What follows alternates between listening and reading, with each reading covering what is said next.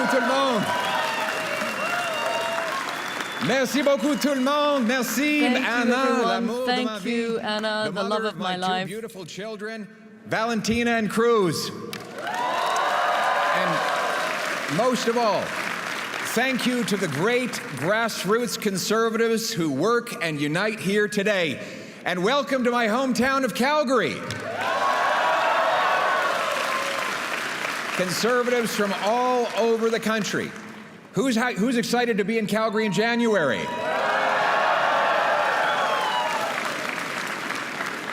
We're tough, we can take it. A little bit of regional advice for our Atlantic friends. Try the steak, not the seafood. For those of you from the Eastern Prairies, sorry to block your view with the mountains. To our friends in Toronto, enjoy your time outside of the center of the universe. I love seeing so many conservatives in one place, but it must freak the Liberals out enough to invoke the Emergencies Act.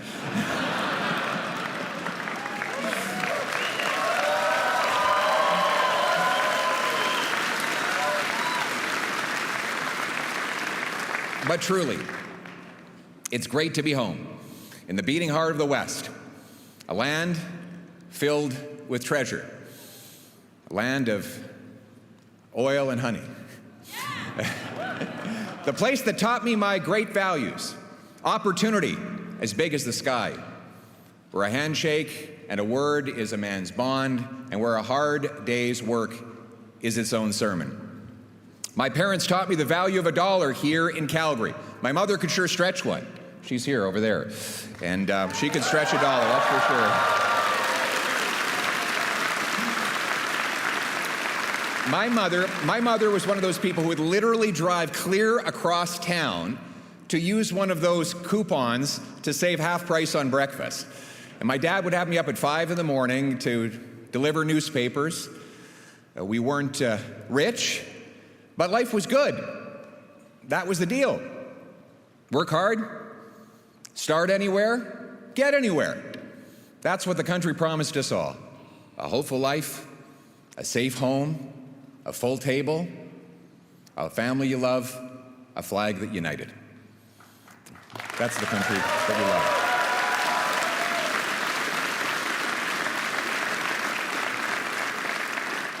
We call it the Canadian Promise, the deal. The professors might call it the social contract. The people have kept their part of that bargain, working hard, spending less, following the rules. But unfortunately, the government has not kept its part of the bargain.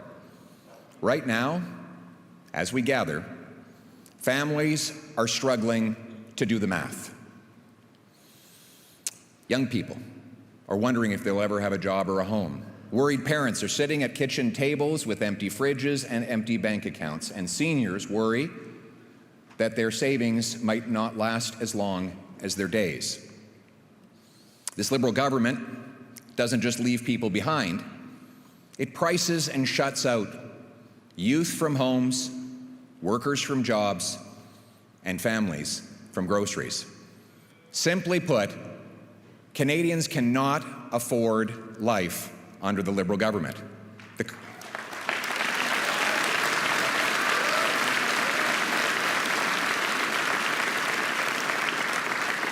The government is literally the biggest item in a family budget today. It takes up more money than food, clothing, and shelter combined. The cost of government is driving up the cost of living. Taxes and record money-printing deficits are inflating everything. And it's no coincidence, therefore, that as the Liberal government doubled the debt, housing costs and food bank lineups doubled at the very same time. Now, they promised that all these deficits were going to lead to investments. You know, it's kind of like the old magicians who said that they could turn lead into gold. But those deficits never became investments. In fact, Canada has had the worst investment and the worst growth in the G7 over the last 10 years. Amazingly, Canadian citizens, this is an incredible fact, Canadian citizens now open more businesses in the United States of America than they do in their home country. That's elbows out. And taxpayers spend more on federal debt interest than on health care. That's more money for bondholders and bankers than for nurses and doctors. Liberal laws have unleashed crime. Out of control, open borders immigration has overwhelmed healthcare, housing, and job markets. Cancel culture and identity politics divide Canadians. Separatist movements are reawakened. After 10 years of Liberal rule, Canada is more costly and crime-ridden, dangerous and dependent and divided than ever before. Now, Mr. Carney, he promised to change all that. But here we are a year later. You know, what's changed?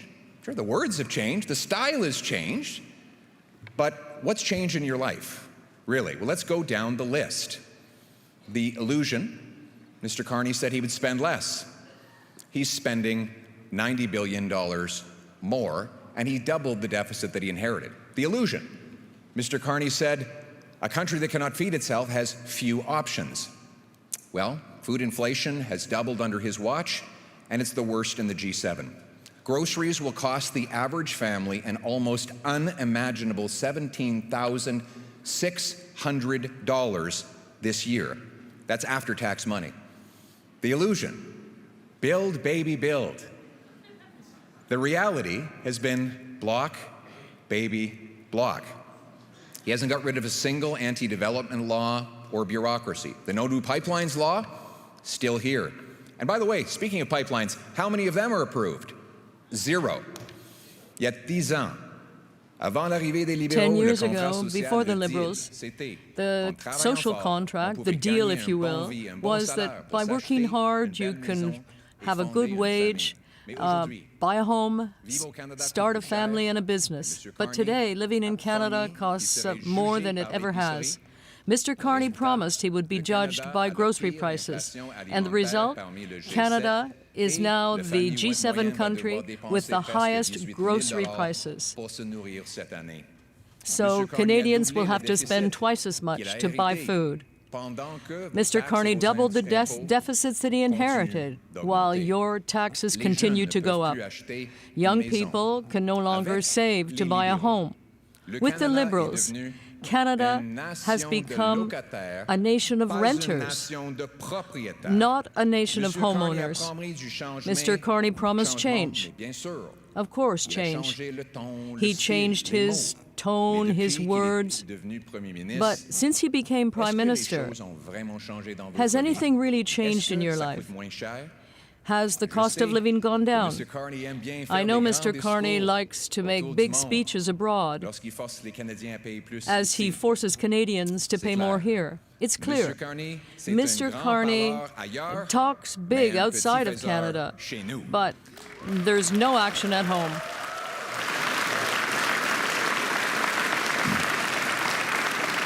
So I got a funny paradox for you. I got a bit of a funny paradox for you. He imposes taxes and red tape on home building, resource development, and businesses. Then he creates new bureaucracies to subsidize home building, resource development, and businesses. He taxes food production, and then he creates new programs for food subsidies. In every case, he blocks and taxes a thing, and then subsidizes that same thing.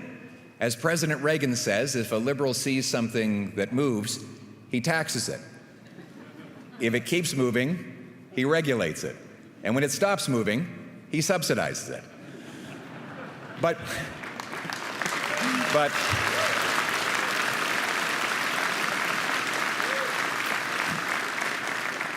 why not just get out of the way and let things move? Well, because then there'd be no role for him. No photo op, no power. If everyone could just get up and do great things without him, he would be less relevant. The government would be less important. This way, you have to give him your money and then come ask for some of it back. And he can claim that he's building the thing that he's blocking. The cost of the benefit is seen in the form of his photo ops and political power, but the cost is paid by the homeowner who can't build a home, the carpenter who never gets a job building it, and the family that never gets to move in, or the entrepreneur who never launches the business, or the senior who, because of all these extra costs, has to choose between eating and heating. These costs are so often unseen. And even more often, so too are the people paying them. But my message to those people who have felt unseen for too long, who are carrying the country on their back and feel underappreciated and overworked, Conservatives see you, and Conservatives will fight for you.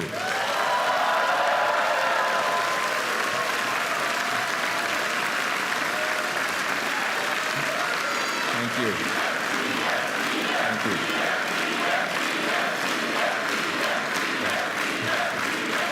Thank you. Thank you. The people need the government off their backs, out of their way, and by their sides. And when I become Prime Minister, these great Canadians will not need to ask my permission to succeed. Business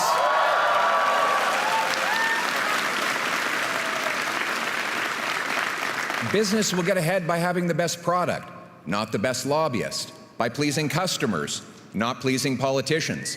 I love you too. Thank you.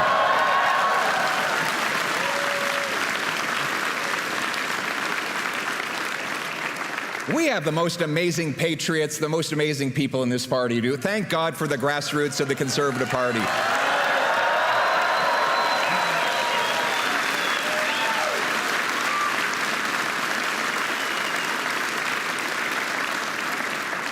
And the great people of our country. As I go around and I meet the people of this country, and I spend half my time doing that and half my time on Parliament Hill, it's become very clear to me that the common people, not the ordinary people, the extraordinary people, they have all the wisdom and the virtue to make their own decisions and run their own lives. They don't need to be bossed around by government.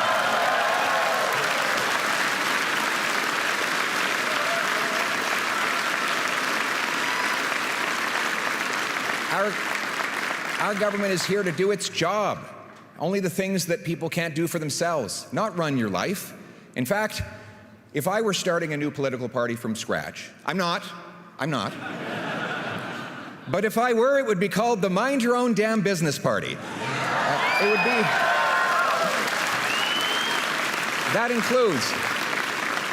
That includes respecting the constitutional jurisdiction of our provinces and getting the federal government to butt out of the affairs of Albertans and Quebecers and other Canadians, to make room, to have a smaller government that makes room for the dignity of work and the soft, strong bonds of family. It was by fighting for these principles. Thank you.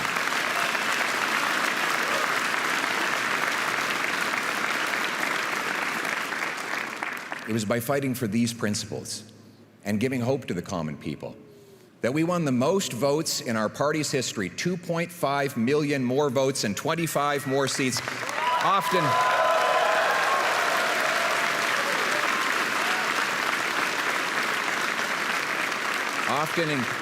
we won these votes in places that had never voted Conservative before.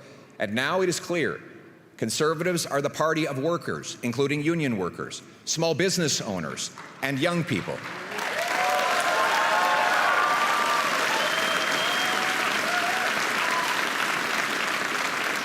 Have you seen the youth delegation at this convention? It is amazing.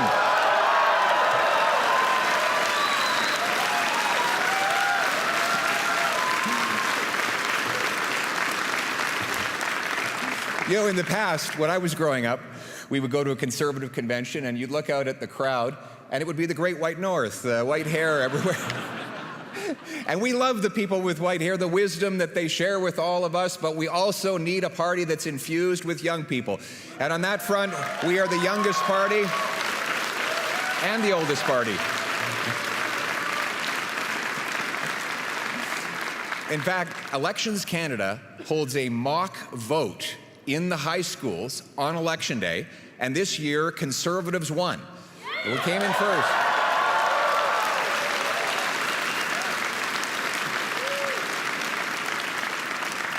So congratulations, parents. The kids are all right.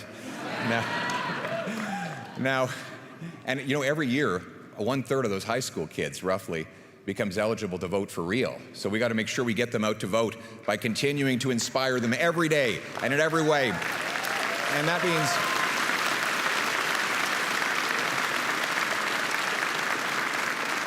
Now, obviously, elections teach us lessons, like, for example, the need to hold earlier and open nominations, to have more local autonomy, to empower our local riding associations, who are the backbone of our organization. And for that, I want to thank all of you in this room who have provided such valuable input in the lead up to and throughout this convention. You are the ones whose ears and whose feet are on the ground and have the best intelligence to bring us. And you have told us many things, but one of the most important lessons I have gained from listening to you throughout this convention is that you told us to ignore the voices who keep telling us to abandon our conservative principles. We will remain true to our principles.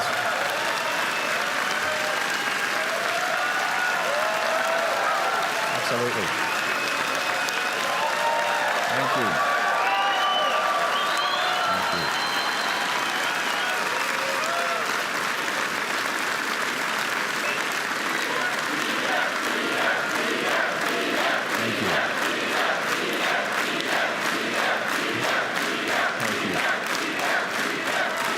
Thank you.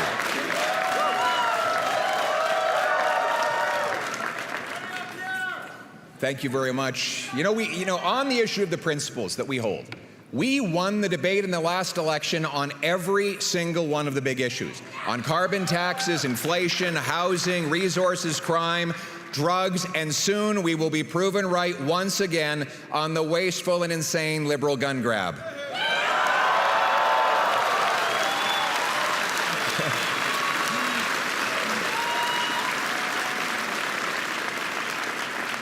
It's funny to watch the liberal rhetoric. First they said conservatives have no policies. It's just slogans. Then they said conservative policies are very scary. And then they said we agree with all the conservative policies. The best part of being conservatives is that eventually everyone admits that we were right all along.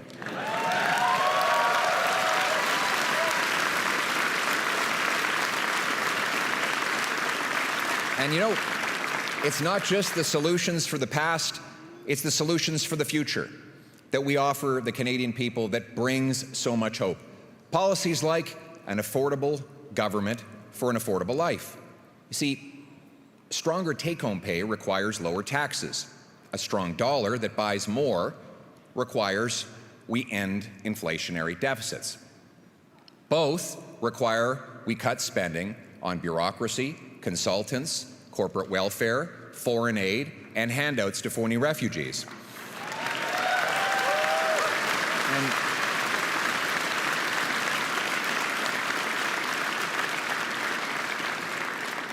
speaking of affordability, everything should be dirt cheap in Canada because we have the most dirt in which to build homes, grow food, and dig resources, right? Think about it. The treasures in our soil, mixed with the hands of our genius engineers and trades workers, can and will supply an abundant, affordable, autonomous future to our country. And now more than ever, we need autonomy and independence. Unfair and unresolved U.S. tariffs and diplomatic distractions and disruptions from down south and from other places show that we cannot rely on others to secure our borders or buy our goods. Conservatives renew our good faith offer to help the Prime Minister and his government get U.S. tariffs removed and open new markets abroad. We will work with the government in any way we can because Conservatives always put our country ahead of our party.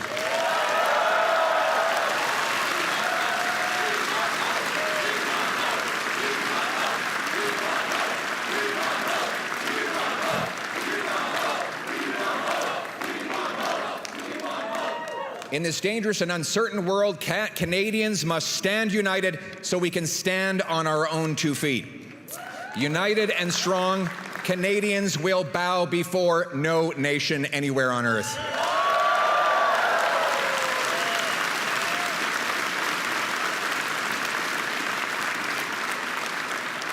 Canada must make new friends, honor our alliances, and do our part. On resources, trade, diplomacy, foreign aid, and everything else, though, it's clear we must prioritize our own national interest above all else. And here's the good news. The good news is that the same conservative policies that will make life affordable will make Canada more self-reliant. We will do it by starting with the Canadian Sovereignty Act. This is a law that will put us back in charge of our lives. It'll bring home the $500 billion of investment that has fled south by ending capital gains tax on reinvestment in Canada.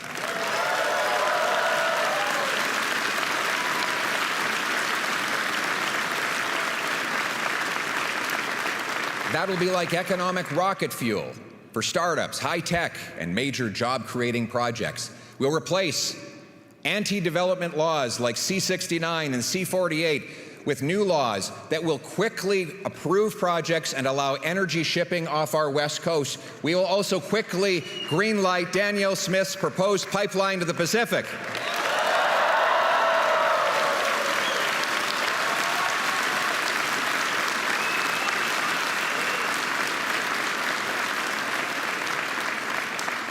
Let me just put this into context. That pipeline would move 1 million barrels a day and $30 billion a year. That would be the single biggest increase to overseas exports in Canadian history. And for context, the Liberals now say that they want this strategic partnership with China for a new world order. One pipeline to the Pacific would increase our exports more than all the products that we currently sell to China in a year. So I think that is a more accurate and pragmatic approach to diversifying our trade.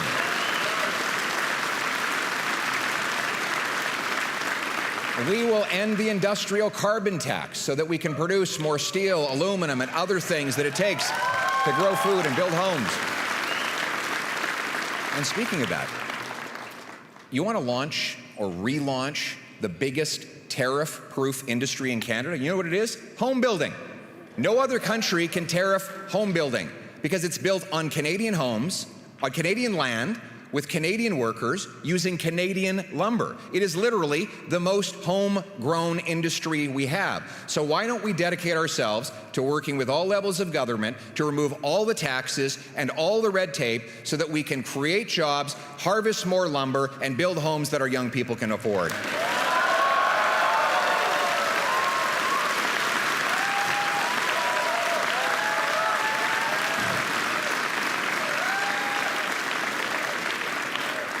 We'll create free trade bonuses for our provinces to open up markets to the rest of Canada. We'll bring incentives and rules to ensure that we keep our Canadian technologies in Canadian hands on Canadian soil. We'll move from the second slowest building permits in the developed world to the fastest building permits anywhere in the developed world. You know, people ask, it seems so complicated. How is it that we get things built? There's actually a very simple checklist that you need to build resource projects. 1, you need the resources. Check. 2, you need the workers. Check. We've got 100,000 unemployed construction workers available to start any day. 3rd, you need the investment. Check. We've got massive pension funds that are literally investing hundreds of billions of our savings in other countries where they can get things built. So the 4th thing is the only thing missing. It's the federal government permits. They are among the slowest in the world. We need to check mark this box so that we can get the federal government out of the way, get the permits so we can get shovels in ground, and that's what we will do.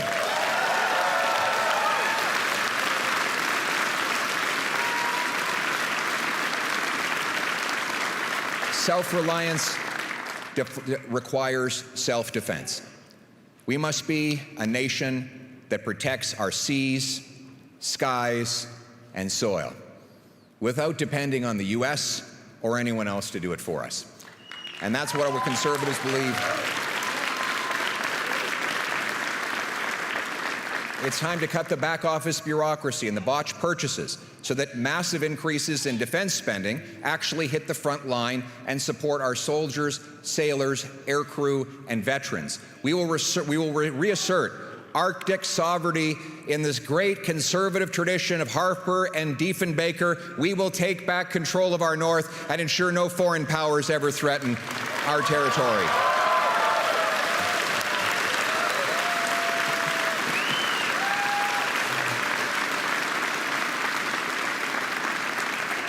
New bases in Iqaluit. You know, we have no bases in the north right now, in the Arctic north today. We haven't had any since the Cold War. We will open new bases in Iqaluit, Churchill, and Nuvik. 4 rather than 2 new icebreakers will break open that ice and open up new passageways for Canadians. We will speed up the purchases of new tactical submarines. I think my little girl wants to be a submarine sailor. She's very excited by that idea. So I think she's tired of hearing Daddy's speech, though, so we lost her. We will speed up purchases of new submarines, tactical helicopters, satellite ground stations, over-the-top radar, and we will quickly add an arsenal of drones that will cover more territory at lower costs and less risk to Canadian life so that we are ready for the future of warfare.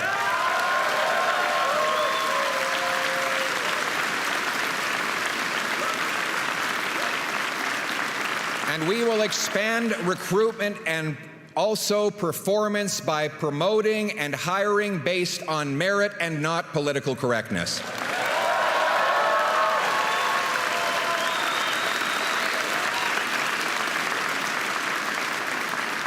Our forces will be guided by a warrior culture, and our government will be dedicated to its first responsibility, which is to take care of our precious veterans. They fought for us, and we will always fight for them.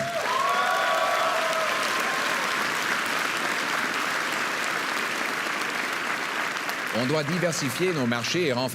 to diversify our markets and strengthen our alliances with our NATO partners.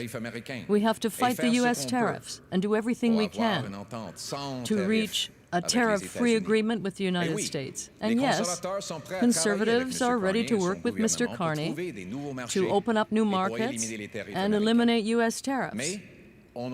But we can no longer depend on others.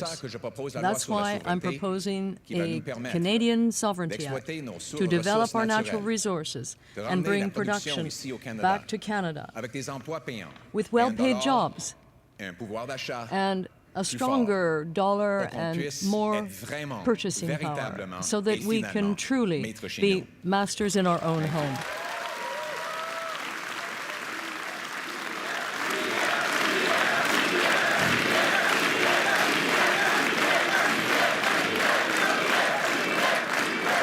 And we need to unite this country like never before, because a house divided cannot stand.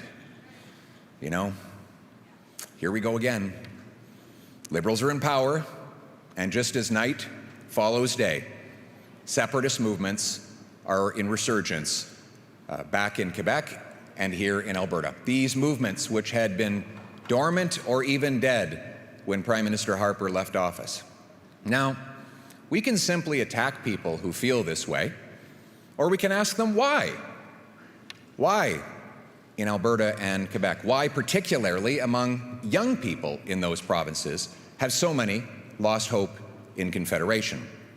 Well, here's a few hints. For the last 10 years, Ottawa has told our young people that our history is filled with shame and horror, that we are a post-national country with no core identity, and that our youth will never own homes. But other than that, they should feel great about being united in Canada. All the while, the federal government stomps on Alberta's energy sector and Quebec's jurisdiction. Now, our message to those youth and to all of the people in Alberta and Quebec who are losing hope in our country: you will again have a country that respects your autonomy, is proud of your industries, unites us around our common identity and history, a country that will afford you the hopeful future that you have earned.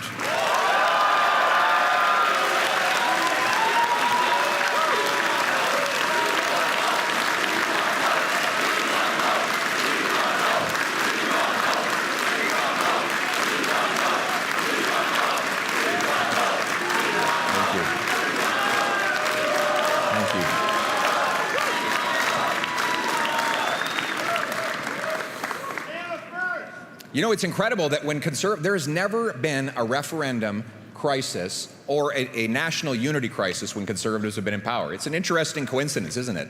Quand les libéraux sont au pouvoir, par contre, ça when profite Liberals toujours are in aux office, souverainistes. it's a great boost to sovereignists who had disappeared during the Harper years. When the Conservatives are in office, Quebec's autonomy is respected. Alberta's contribution is recognized.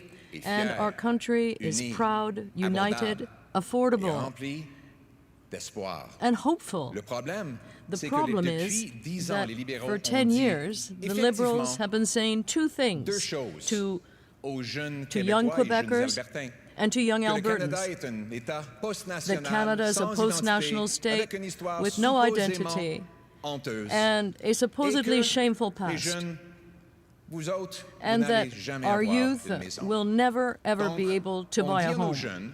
So, what young people are being told is, you have no identity and no home, but be a proud Canadian. And we can imagine why young people are starting to lose hope in Canada.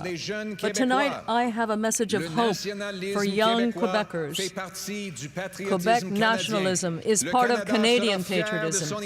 Canada will be proud of its history and its identity.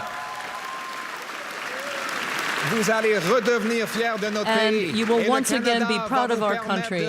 And Canada will allow you to realize your ambitions, your rêves, your dreams, and shape your future here in Canada.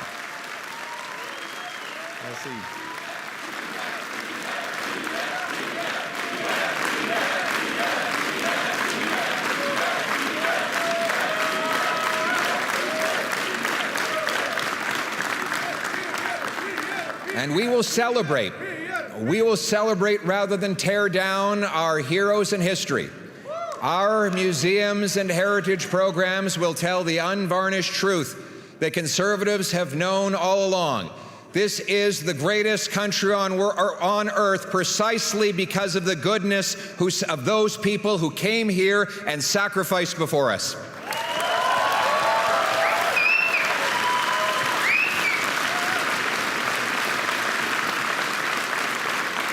As the great Nova Scotian Joseph Howe said, a wise nation preserves its records, gathers up its monuments, decorates the tombs of its illustrious dead, repairs its great public structures, and fosters national pride and love of country by perpetual reference to the sacrifices and glories of the past. Uniting around our common history will heal the divisions. We want a nation where all of us are equal, a nation that is colorblind. We want a nation with no more hyphens, no more group labels. We are all Canadians, Canadians in our heart, Canadians in every single way.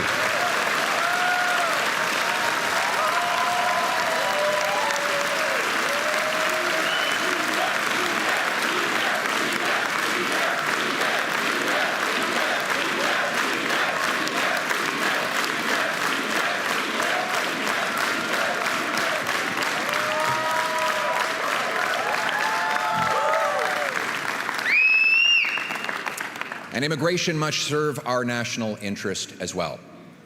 We will welcome those who contribute, and we'll make sure that their skills are recognized so that they can get licensed to work as doctors and nurses in our country and reduce wait times in our hospitals.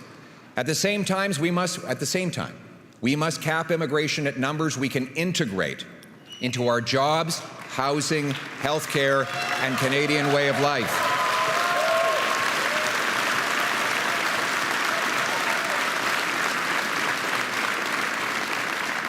We will deport criminals, end fraud, end abuse and handouts to phony refugees. We will no longer allow foreign conflicts to spill onto our streets.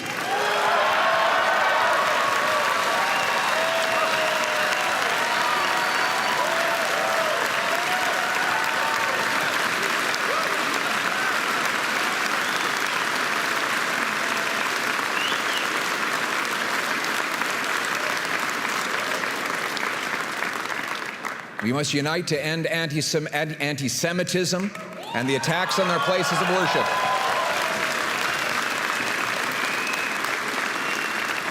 and stand with our Jewish friends and neighbors who are under attack like never before. We want Jews to feel comfortable and safe. They should be able to wear the Star of David, put up the mezuzah, and wear a kippah everywhere and be proudly Jewish all around.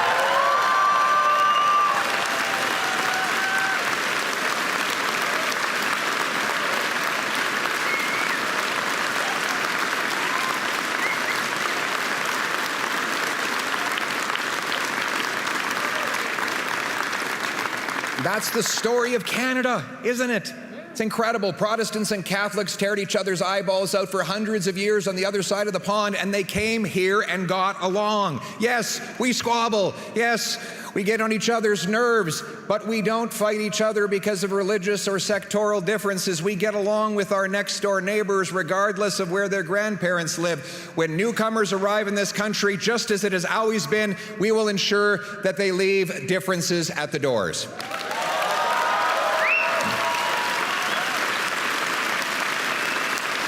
We will leave those problems from somewhere else at the door. At home. Crime has gotten so bad in this country that in Toronto, the police tell people to leave their keys at the door so that thieves can more safely steal their car in the middle of the night.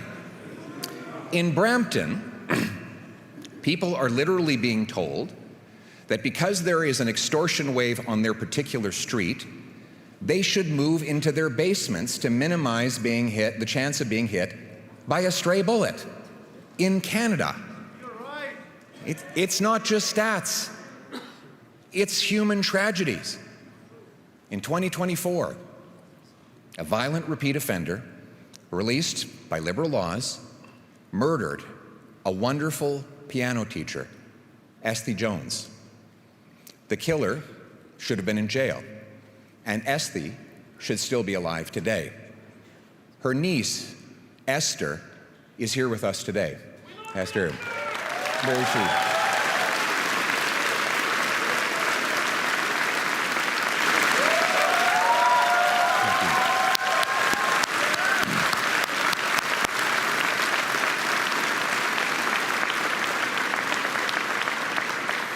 She decided to turn this terrible strategy into action, this terrible tragedy into real change.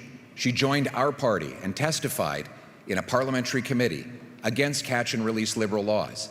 And together with her, together with you, Esther, we will work to pass laws requiring that anyone convicted of 3 serious offenses will have a minimum of 10 years in prison with no jail, parole, probation, or house arrest.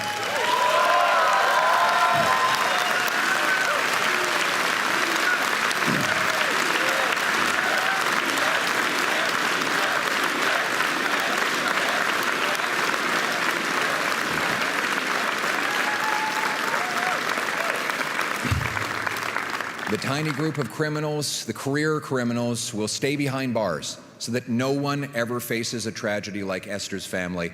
And I can tell you, Esther, that your wonderful aunt will have an incredible legacy because her story will inspire us to take the action that will save so many other lives. Thank you, and God bless your beautiful family.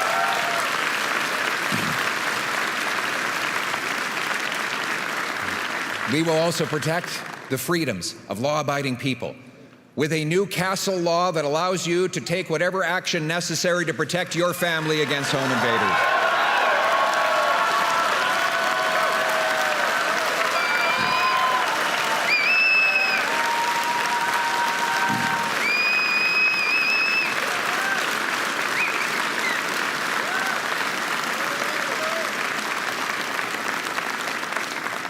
We will do so also by protecting the rights of law-abiding firearms owners, stopping the Liberal gun grab,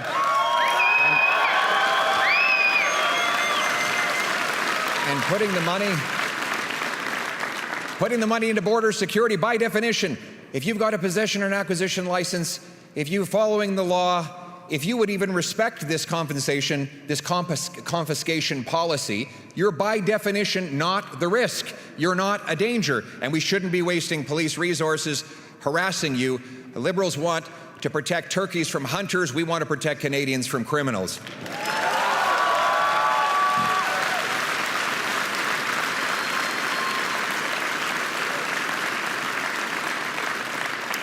And we will protect your religious freedom. We will stop the liberals from censoring politically incorrect Bible verses. You will have the ability to worship God in your own way.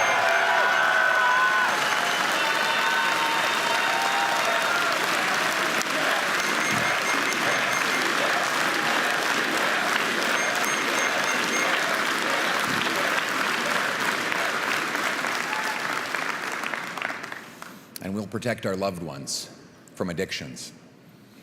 Overdoses have cost 50,000 lives and overrun our streets.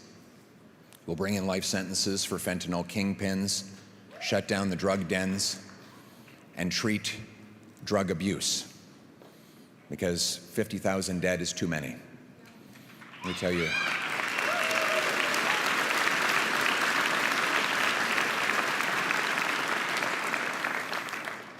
After years of intense struggle with drugs, Kirk was determined to take his life.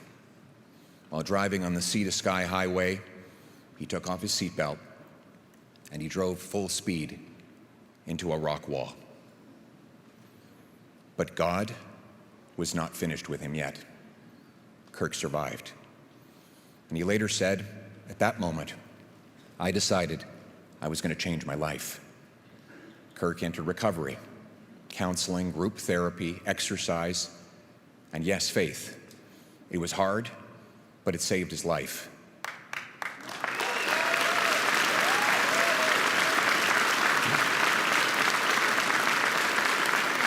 And he has since become a chef at the same treatment center. He makes a mean steak, which he's promised to let me try. He's also the CEO of Probiotic Sodas and has 6 employees.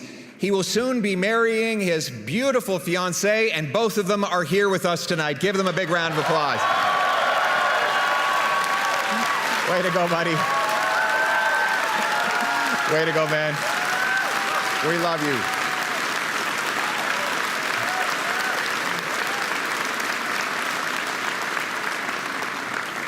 You know, when I go to these treatment facilities, I love to go and meet with mostly the young men who are in those places, turning their lives around.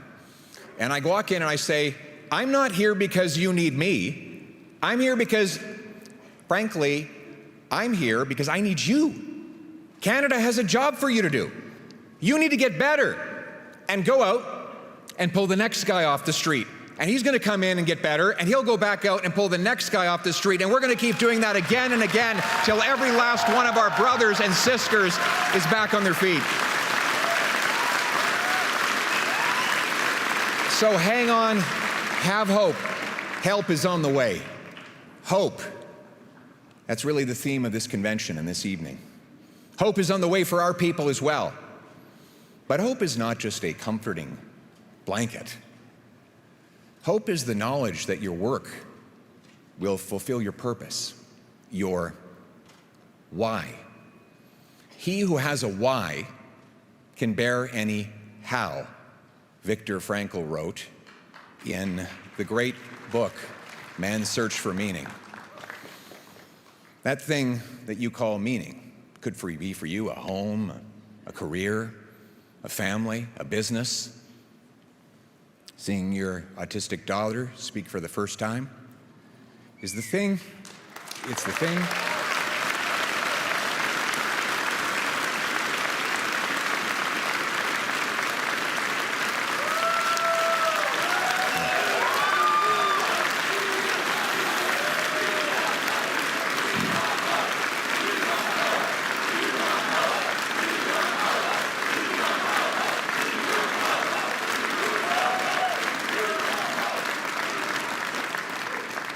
That meaning is the thing that keeps people fighting on through hardship. People ask me, why? I keep going. You know, the slings and arrows, they're the easy part. Constantly being away from family, that's the harder part. You know, my little boy, Cruz, he cut out and colored a little paper Spider-Man and gave it for me to take on the road to stop bad guys.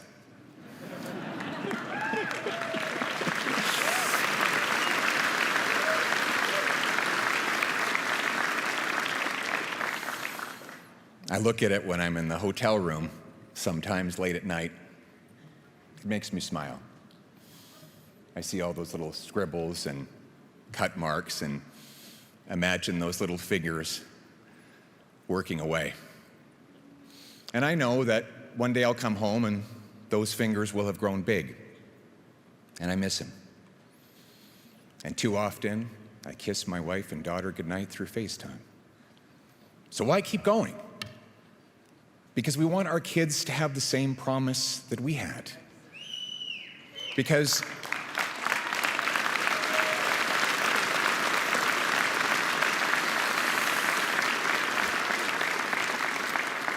we want them to know that when you care about something, you work for it. When you believe in something, you fight for it.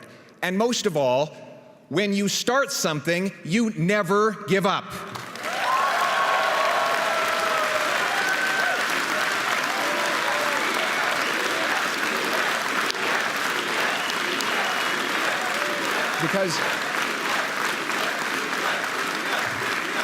Because the unsung heroes who built and protect this country, who have it infinitely harder than I do, they never give up, so I have no right to give up. Because all of you who pound signs on frozen ground, knock doors on dark nights, and sacrifice warm family dinners for cold campaign pizza, you never give up, so I'll never give up.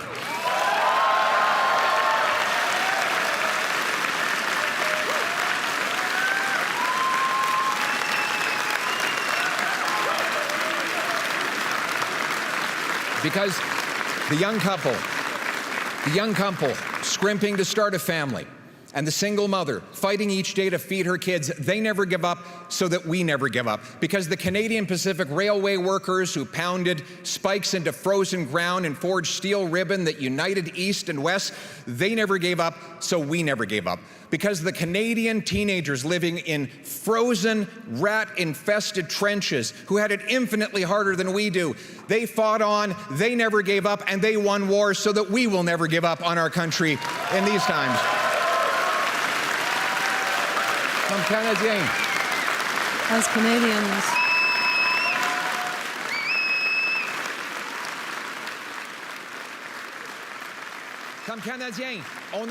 As Canadians, we don't give up, because it's worth it to fight for our country, its people, and its promise. Our Canadians, only Canadians, could carve the world's best country out of a big, cold, vast land, because we never give up, we never back down, we never run away, we stand united, tonight, together, always, because this country, its people, and promise are worth fighting for, because while some say this is as good as it gets, we know the best is yet to come. Thank you very much.